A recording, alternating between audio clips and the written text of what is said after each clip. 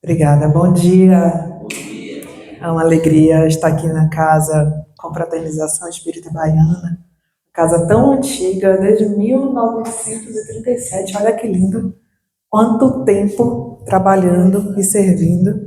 Parabéns a todos que trabalham aqui há tantos anos. Os desencarnados também, né? Que agora são vocês encarnados, mas quantos que trabalham há tantas reencarnações aqui. O nosso tema de hoje é sensacional. Olha que belo. O mandamento maior, ensinado por Jesus. E vejamos, algumas pessoas tiveram o privilégio de ter Jesus frente a frente. E lhes fizeram algumas perguntas, né? Públio Lentulus, que foi uma das reencarnações de Chico Xavier, fez um pedido para que a sua filha fosse curada. Paulo de Tarso, diante de Jesus, também teve a sua forma de se conectar com ele e fez uma pergunta, disse: Senhor, o que queres que eu faça? E a gente? Se a gente estivesse em casa, chegasse agora, abrisse a porta, está Jesus lá, na nossa sala, na nossa frente, o que a gente falaria? Como a gente se colocaria diante dele? Qual pergunta a gente faria? Qual conversa a gente teria com Jesus? Pois foi isso que aconteceu. Foi isso que aconteceu com um doutor da lei. Quando a gente fala que Jesus, e é o nosso tema de hoje, é com base nisso que é a conversa do mandamento maior, mas a gente precisa se perguntar por que Jesus é o guia e modelo da humanidade. Guia e modelo. A gente fala muito essas palavras, mas é importante que haja a distinção. O que é ser guia e o que é ser modelo, porque não são coisas iguais. Não são. O que é guia? Guia é aquela pessoa que direciona, que dirige, não é? Que já chegou antes, que já conhece o lugar. A gente viaja para um lugar desconhecido, onde nós talvez nunca estivemos, e a gente contrata um guia, não é? A gente contrata um guia porque ele é experiente, ele já chegou antes de você, ele conhece todos os perigos, ele vai te levar nos melhores caminhos. Ele já estava lá. Isso é um guia. Conhece o local, sabe por onde andar. É só isso que é um guia. Eu posso ir para um outro país, contratar um guia, mas este guia que eu contratei, ele não é um homem que tem uma boa moral. Ele vai ser o meu modelo? Não vai ser o meu modelo. Ele pode até ser o meu guia, mas ele é desonesto, ele é briguento. Ele vai ser o meu modelo? Jamais. Mas o guia, ele pode ser, porque são atividades diferentes. Então, Jesus é modelo de vida, porque é para seguir as atitudes, o roteiro de vida dele. É por isso que ele é modelo. E além disso, ele também é guia, porque se você não souber para onde ir, ele vai te dirigir. Ele guia, ele dirige, ele orienta nos caminhos, nas escolhas, nas decisões que nós vamos fazer. Então são duas coisas distintas. Quando a gente quiser olhar para a experiência de como viver, de como existir, de como se portar enquanto espírito no planeta e diante da humanidade, a gente olha para Jesus. E quando a gente tiver dúvida de qual caminho seguir, olha para Jesus também. Então essa é a diferença de ser guia e modelo. E estava um doutor da lei diante de Jesus. Precisamos aqui fazer um adendo da época. Quando Jesus chegou, já tinha, dentro da religião judaica, óbvio, uma gama de estratificações em relação ao conhecimento da religião. E o que era um doutor da lei? É o que a gente pode dizer hoje que são advogados e juízes. São pessoas que conhecem a lei, só que naquele momento a lei não era só uma lei social, era uma lei que misturava religiosidade com a sociedade, era a mesma lei. A lei religiosa era a lei da sociedade. Então, os doutores da lei, advogados e juízes, eram também pessoas da religião. Hoje não é mais assim. Então, eles eram o suprassumo da religião judaica. Era quem tirava dúvidas, era aquelas pessoas que davam a última palavra na religião judaica. E eles precisavam pegar Jesus na curva, né? Eles queriam pegar Jesus em contradição, eles queriam encontrar uma forma, perguntas para colocar Jesus em contradição de qualquer modo. E fizeram isso de várias maneiras, em diversos momentos, e nunca conseguiram, óbvio. Uma das perguntas que ele fez, quando ele esteve de frente com Jesus, essa pessoa perguntou isso. Só que ele achou que estava desse modo, tentando Jesus e colocando Jesus em uma armadilha, mas na verdade ele fez a pergunta, uma das mais importantes. Olha a pergunta que ele fez. Se levantou-se o doutor da lei e disse: Mestre, o que eu faço para herdar a vida eterna? O que eu faço para herdar a vida eterna? Este homem, ele já sabia que a vida eterna não é a vida que acaba diante desta reencarnação. Vida eterna, eles já tinham noção de que era a imortalidade, de que era o renascer e nascer, nascer e renascer, nascer e renascer. E quando ele diz, eu quero saber como ter a vida eterna, significa, eu quero saber como sair daqui, eu quero saber como deixar de reencarnar, eu quero saber como parar de ficar o tempo inteiro voltando para reproduzir, corrigir erros. Eu quero aprender como eu faço para ter a vida eterna e ser um espírito evoluído. A pergunta foi perfeita. Vamos passar. Jesus, ele fez outra pergunta. E aí ele disse, o que está escrito na lei? Você não é um doutor da lei? Por que você está me fazendo essa pergunta? Para que você está me fazendo essa pergunta? O que está escrito na lei? O que você sabe sobre isso?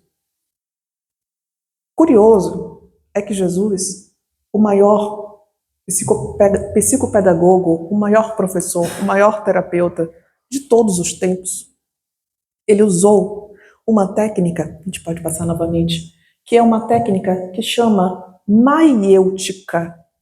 Maiêutica, que foi trazida por Sócrates. É uma técnica de indagação que funciona, antes de responder, você faz outra pergunta. E à medida que você vai perguntando, a pessoa vai extraindo o que você já tem de conhecimento sobre aquilo. Isso é uma técnica de ensino que chama maiêutica. E a maiêutica foi trazida por Sócrates. E óbvio que Jesus já sabia disso.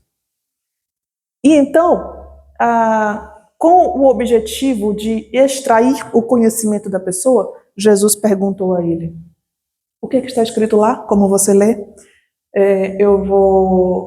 Antes de passar para essa parte, uma vez, uma mãe me ligou, né?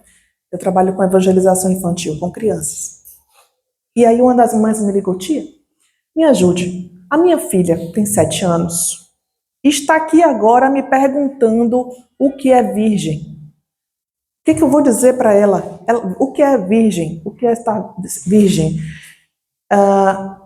Eu entro em toda a conversa para explicar a ela sobre sexo, sobre tudo, explicar o que é a virgindade, eu estou perdida. Aí eu falei, mãe, apenas pergunte para ela o que ela acha que é. O que ela acha que é? O que ela sabe sobre isso? Ela, tá bom. Aí desligou o telefone e foi lá e perguntou para a menina, na mesa ainda, filha, o que você acha que é virgem? O que é ser virgem? Ela, não sei, mãe, tá aqui escrito no azeite. Só isso.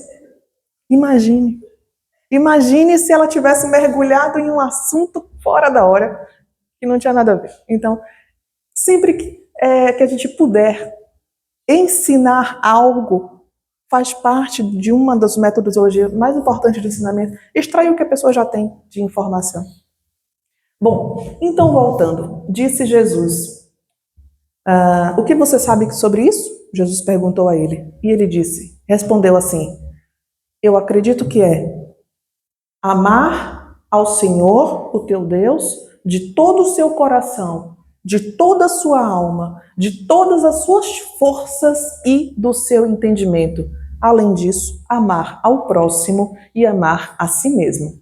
Olha, fez o dever de casa direitinho ele, né? Sabia tudo. Para que está perguntando? Já sabe. Ele já sabia. De fato, é isso mesmo. Amar a Deus sobre todas as coisas, de todo o seu coração. Como é que se ama a Deus de todo o seu coração? É de fato com sentimento. Aquele sentimento de que a gente fecha o olho, sente uma coisa aqui dentro, isso é sentimento, não é? Quando a gente é envolvido pela emoção, que a gente fecha o olho e percebe essa energia rondando-nos. Isso é sentimento. Então, amar a Deus desse modo, isso é amar com o coração. Mas amar com toda a sua alma, aprofundou. Aprofundou. É além de amar com o sentimento agora, é amar com o entendimento de que eu, espírito, reencarnei por milhares de vezes e eu amo a Deus em todas as minhas percepções como encarnado. É amar a Deus desde o dia que eu fui criado na tela mental de Deus até hoje, por toda a eternidade eu amarei. Isso é amar com a alma, é amar com tudo que você já traz de experiência com Ele no seu passado, de milhares de reencarnações atrás, até hoje e para sempre. Isso é amar com a alma. Amar com todas as suas forças. Aí é trabalho, né, gente? É trabalho. Alguém ama só com a palavra? Não, tem que fazer. Tá fazendo o quê para dizer que ama? Tá fazendo o quê por Deus para dizer que ama Ele? Porque amar é um verbo que está muito ligado ao serviço, ao trabalho, à força, à devoção, que não é somente ajoelhar, rezar e ter horários para coisas simples. Não é trabalho, é sair de casa, é fazer sacrifícios, é deixar o que você gostaria de fazer, que é pessoal. Qual é a força que você está entregando a Jesus sua? Qual sacrifício da sua vida pessoal você está deixando de fazer para entregar isto a Deus? Isso é amar com todas as suas forças. Ele foi perfeito, não é? Vamos lá. De todo o seu entendimento. De todo o seu entendimento. A gente entende tudo ainda? Não. Não, mas eu estou aqui buscando entender. Amar a Deus com o meu entendimento, todo o meu entendimento, quer dizer, eu preciso continuar buscando informações do que eu não tenho.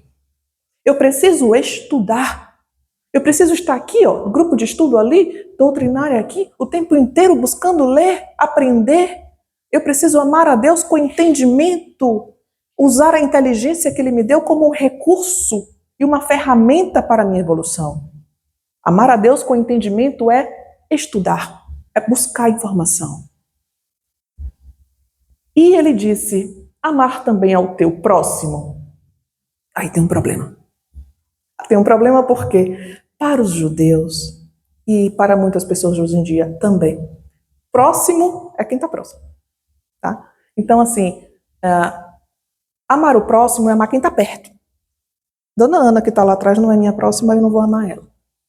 Próximo é quem está do lado, e é verdade mesmo. Então, se você está em uma cidade diferente, não é meu próximo. Não é meu próximo. Você está em outro país, não é meu próximo mesmo. Está em outra religião, não é o meu próximo.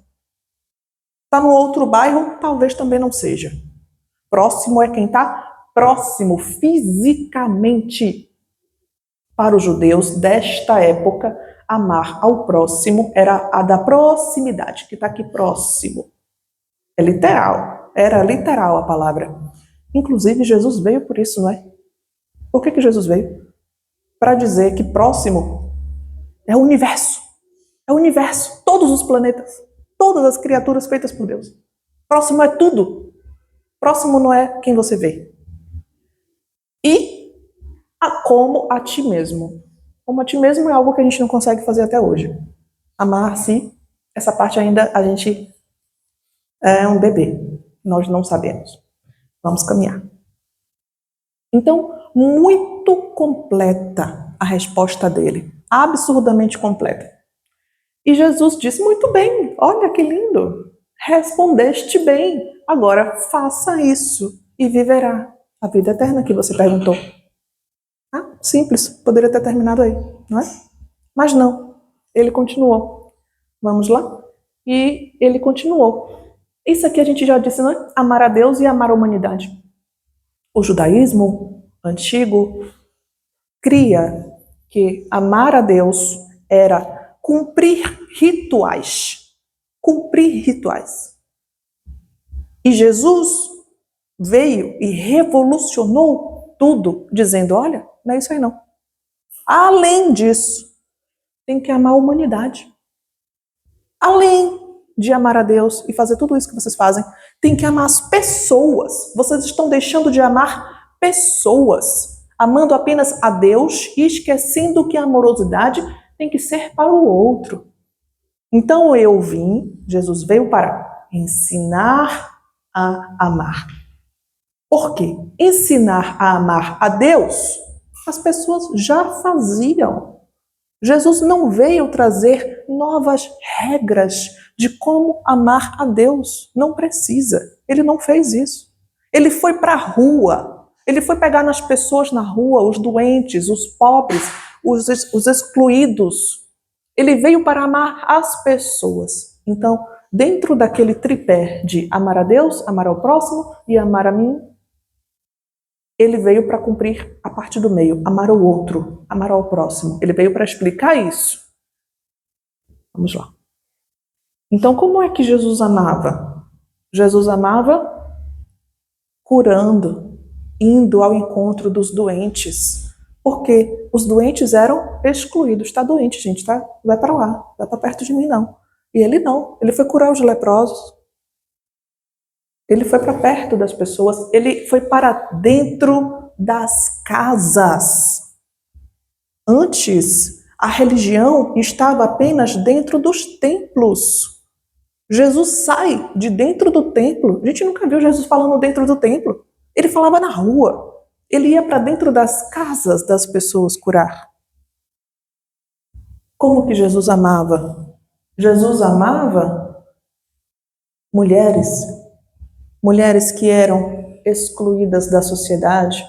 Mais que mulheres excluídas, mulheres que estavam até sangrando, né? Porque sangrando era impossível de ser nem tocada, era intocável uma mulher que estava sangrando. Era essa que ele amava, que ele pegava, que ele colocava para dentro. Jesus foi a primeira pessoa a olhar para as crianças. Ninguém nunca olhou para as crianças. Foi o primeiro para olhar para as crianças para dizer, vocês têm que ser ensinados, não só têm que ser ensinados, vocês todos aqui precisam ver eles, viver como eles. Jesus levantou as crianças. Então, quando ele diz, amai-vos uns aos outros como eu vos amei, esse foi um ensinamento novo que Jesus estava trazendo, era para dizer, agora siga-me. Amar a Deus vocês já fazem, agora vocês precisam aprender a amar o outro, e como é que vai aprender? Faça como eu estou fazendo, faça como eu estou deixando de exemplo. Ame o outro como eu estou deixando o exemplo que eu amo vocês. Foi isso que ele fez. E Jesus foi para as ruas. E era nas ruas que ele demonstrava o que era amar. Como era amar. E era diante das multidões que Jesus ficou cada vez mais reconhecido como filho de Deus. Recentemente, no meu evangelho em casa, surgiu um trecho tão comum, mas eu já tinha lido 500 vezes, né? Mas a gente sempre lê de um jeito diferente. E explicava por que Jesus era rei. Rei por quê? É estranho de fato, não é? Quando ele diz, eu sou o rei. Ele diz, eu sou o rei, e o meu reino não é deste mundo. E aí eu fui aprofundar, e ver o que é ser rei. Por que Jesus disse que ele era rei? Porque para nós, a palavra rei está ligada à soberania, está ligada a autoritarismo, está ligada à imposição, inclusive de injustiças. A palavra rei para nós tem essa percepção. Mas não é isso não. Não é isso não. Jesus empregou a palavra certa.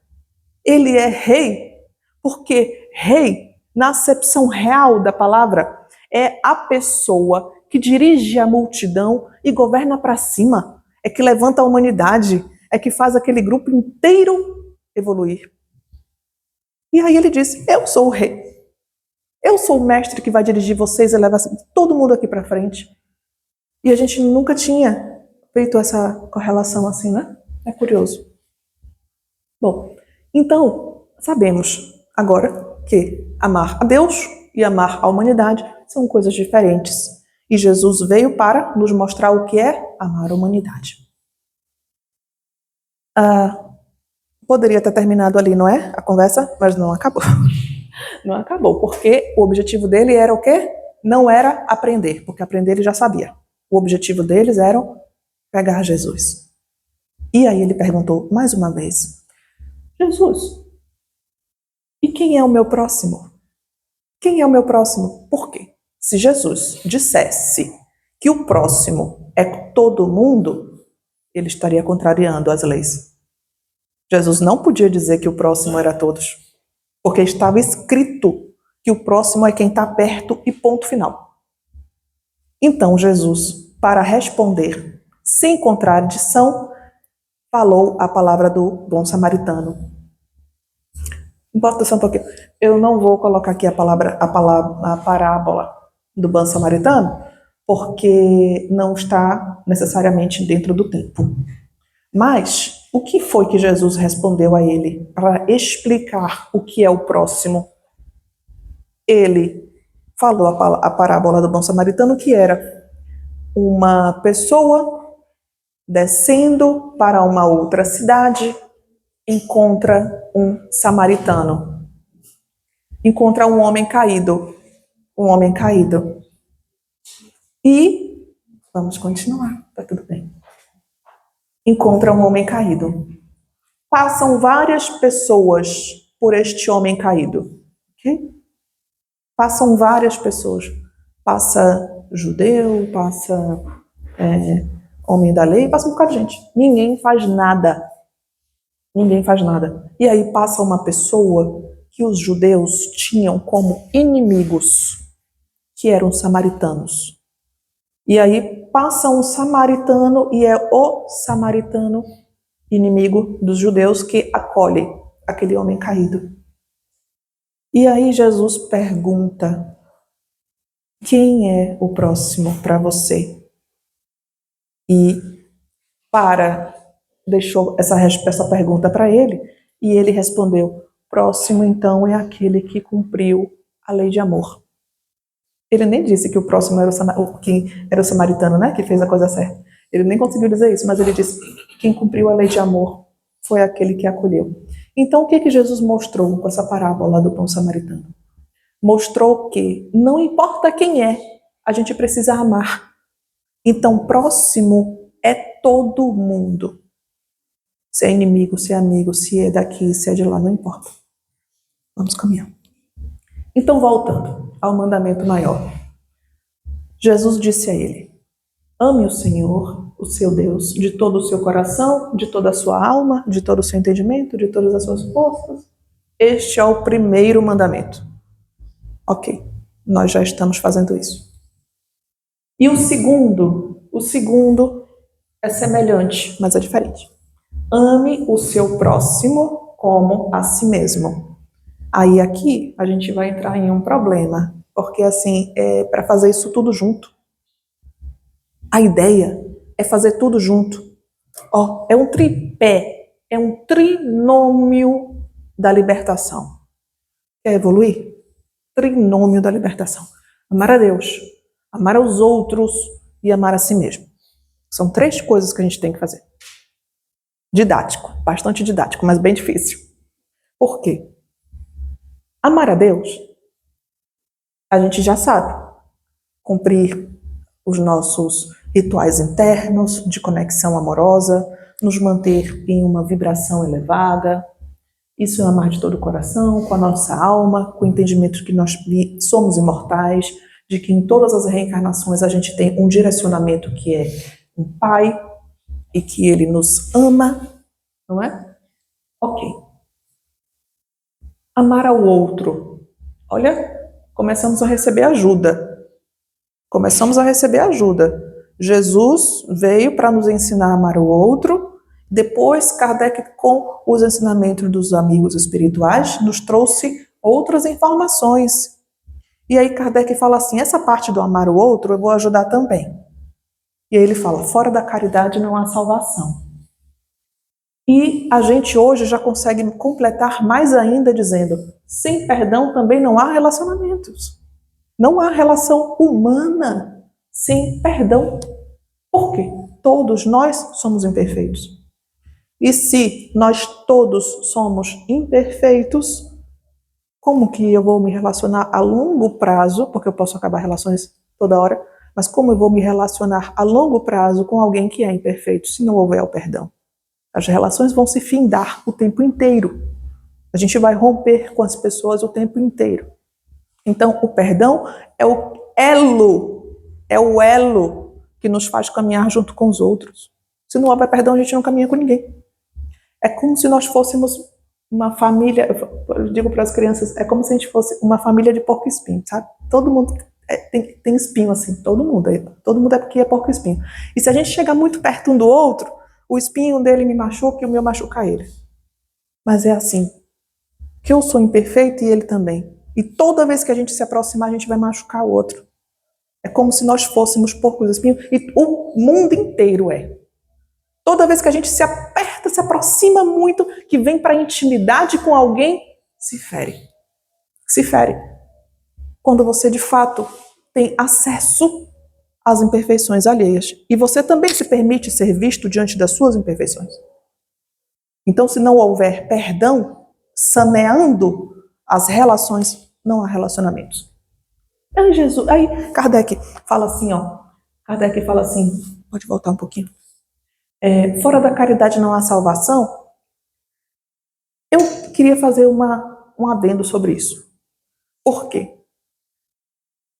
As pessoas têm a ideia de que o que salva é a caridade. E não é. Não é. Não é a caridade que salva.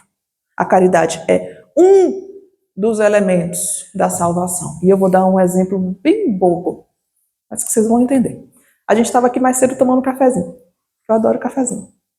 Para fazer o café, a gente precisa de água, temperatura da água, precisa estar quente, pó do café, algum adoçante para quem gosta. Água, temperatura da água e o café. Precisa de 3 coisas, certo? Para fazer o café, 3 coisas. E aí eu digo para você o seguinte, se não tiver o pó do café, não tem café. É mentira? É verdade. Se não tiver o pó do café, não tem café. Mas se tiver só o pó do café, tem café? Cafezinho para beber? Tem não. Então, quando Kardec diz fora da caridade não há salvação, não é o elemento único. É um dos, e o mais importante, mas não é único. Precisa de um bocado de outras coisas. Inclusive o perdão, que a gente falou ali. Muitas outras coisas. Tá? Agora pode passar. Portanto, essa terceira parte, amar ao outro como a mim mesmo, aí dificultou. Porque amar a si mesmo, as pessoas, ninguém vai ensinar ainda, né? Ninguém chegou para ensinar ainda. Tá difícil. Não tem Kardec para ensinar ainda, não tem Jesus para falar assim de forma bem clara, para a gente abrir o evangelho, está lá escrito como é se amar. Ainda não tem. De forma clara, mas tem, claro que tem.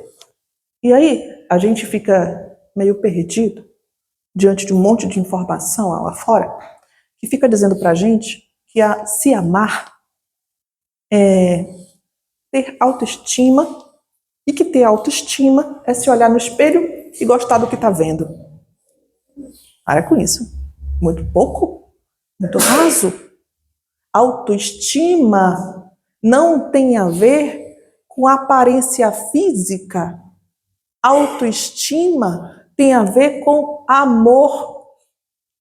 Amar a si, independente da minha aparência física, até porque se eu não estiver bonitinha, eu vou olhar e vou dizer, ih, tá feia. Eu tô feia, mas eu gosto de mim assim mesmo. Isso é autoestima.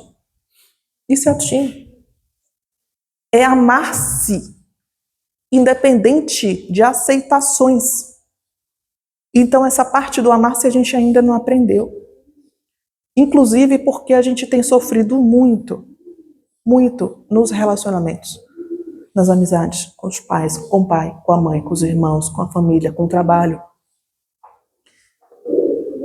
E o fato da gente se relacionar com as pessoas e não saber como gerir os relacionamentos faz com que muitas vezes a gente ou machuque muito o outro ou seja muito machucado.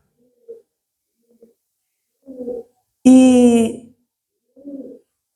ou você tem muito orgulho, muito egoísmo e é você quem está sempre machucando, ou você tem uma noção equivocada de si mesmo e está sempre apanhando. Está sempre aceitando imposições dos outros que não deveria aceitar. Então, amar a si mesmo é também aprender a pôr limites em relacionamentos. Limites e dizer, opa, não, você vem até aqui, daqui para cá, eu me garanto, eu me protejo e você não interfere. Amar-se é como se você estivesse amando um filho. Como é que a gente ama um filho? A gente faz algumas redomazinhas, né? Vai protegendo, vai ensinando. É assim mesmo é que a gente tem que fazer conosco. Pode passar. Mas a gente vai aprender que esse trinômio, amar a Deus, amar aos outros e amar a si mesmo, é o que faz com que a gente caminhe com liberdade. Liberdade. Liberdade para quê? Liberdade para entrar e sair das reencarnações, não é? Porque uma vez a gente estava conversando em outra casa sobre por que eu sou voluntário em um centro espírita, em uma casa religiosa. Por que eu trabalho para o Cristo? E aí a maioria das pessoas diz, por gratidão. Por gratidão, porque eu sou muito grata por tudo que eu recebi, então eu venho aqui entregar. E uma pessoa falou assim, eu só venho porque eu estou com pressa. Eu estou com pressa de evoluir. Eu não aguento mais errar. Eu não aguento mais estar aqui. Eu não aguento mais repetir os meus erros. Eu não venho aqui pelo outro, eu venho aqui por mim, porque eu estou com pressa. Quero sair deste estado. E é a verdade. E é a verdade. É a gente entender que os nossos esforços, apesar de parecer que é um esforço para o outro, tem que ser antes um esforço por nós. Isso é amar-se. Um esforço por nós. Então a gente se sacrifica por nós. Por nós.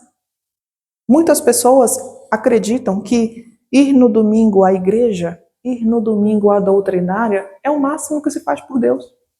Por Deus? Está falando por você? É por você mesmo que você vai para um lugar ouvir alguma coisa? É para o seu aprimoramento, não é por Deus. Por Deus, a gente está fazendo o quê? De trabalho mesmo. De sacrifício da vida pessoal. O que a gente está fazendo diante da obra, como servos do Senhor na fileira do Cristo? O que a gente está fazendo? Entregando de trabalho meu. Tipo assim. E esse é o Jesus que a gente precisa se conectar. Esse é o Jesus que a gente precisa se conectar. É o Jesus que abraça, porque ele disse a gente, ele falou, venham a mim, todos que estão cansados. Venham a mim, todos que estão doentes, que estão tristes, que estão deprimidos. Venham a mim. E ele completa dizendo, o meu jugo é leve. O que é ter um jugo leve? O que Jesus nos pede é tão pouco, diante da eternidade, inclusive. Se a gente for conversar com os desencarnados que aqui estão, muitas vezes eles dizem, o maior arrependimento de uma pessoa quando morre, maior é o tempo que perdeu. O tempo que não pode voltar para fazer diferente, para fazer melhor. Então, que a gente não perca tempo. Que a gente não perca tempo. Quando as pessoas que vivenciam o voluntariado, às vezes tem sempre uma questão. Puxa, mas eu não estou trabalhando muito? É porque eu estou indo na segunda, na terça, na quarta, tem não sei o quê, no dia. A gente fica assim, né? E aí, muitas vezes eu ouço a espiritualidade dizer, filha, é pouco. Filha, é pouco. Tudo que vocês fazem aqui, tudo que vocês estão reclamando que está fazendo, é pouco. Não perca tempo, faça mais. Faça todo o possível até o cansaço, até cansar. Porque os anos que a gente passa aqui, 80, 90 anos, até 100, quem viver mais, é pouco diante da eternidade, diante de tanto tempo que a gente tem para evoluir. Então, por que não doar o nosso tempo? E é muito curioso essa imagem, porque às vezes a gente sofre. Linda, né? É emocionante essa imagem. Porque a gente sofre e a gente não chama Jesus. Não chama Jesus. E eu sempre me lembro do momento em que ele estava dentro do barco com os apóstolos. Você se lembra o que é que Jesus estava fazendo quando chegou a tempestade? Dormindo. Estava dormindo. Jesus estava dormindo dentro do barco. Subiu, né? E inclusive a palavra tem escrito: Jesus entrou primeiro no barco. Primeiro. Foi ele que entrou primeiro. Ele foi o primeiro a entrar. Quando a gente passa por uma tempestade, ele já conhece. O terreno difícil que a gente for caminhar, lembra, ele é o guia.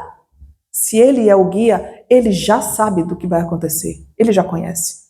Então, ele foi o primeiro a entrar no barco. Depois, os apóstolos entraram no barco. Eles foram para o mar e lá tiveram um momento de tempestade que sacolejou o barco, quase que derruba todo mundo. Os apóstolos não conseguiram controlar a tempestade e nem o barco. Foi procurar Jesus, que estava dormindo. Não sei como, né? Não sacode, acho que o negócio. Acordou. Jesus, acorde. Levante. A gente vai morrer.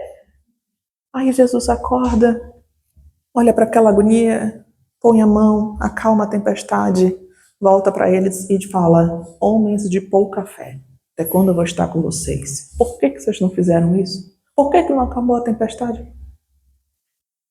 A gente, diante das nossas tempestades na nossa vida, a gente tem que fazer isso. Ir acordar Jesus que está aqui dormindo dentro de nós. Ir procurar Jesus e dar esse abraço nele, dizer: Jesus, vem aqui, me ajude a resolver esse problema na minha vida. Eu não estou conseguindo sozinho. Ir procurá-lo. Ele disse: venham a mim. É ele que está falando: venha a mim. Está cansado, não sabe o que fazer. Eu sou o guia, eu sou o modelo, venha a mim. E por que a gente não vai? Por que a gente não vai? Porque não confia. E fé, e o que é fé? Senão uma relação de confiança. Mas antes de fé e de confiança, não dá para confiar em quem não conhece. E mais ainda, fé, confiança, conhecimento, aproximação. Eu só vou ter fé em quem eu confio. E eu só confio em quem eu conheço. E eu só conheço quem eu me aproximo. Tem que andar perto dele. Tem que andar colado com ele para poder conhecê-lo na intimidade. E depois de você conhecer, aí você começa a confiar. E depois de confiar, você começa a ter fé. Fé não é um estalo. Fé é um caminho, um exercício, inclusive de tempo, diante da nossa existência. Graças a Deus a gente não vai desaparecer quando morrer, porque nós somos imortais. Então a gente tem muito tempo para caminhar ao lado de Jesus. E é isso que eu desejo para mim e para vocês. Gratidão.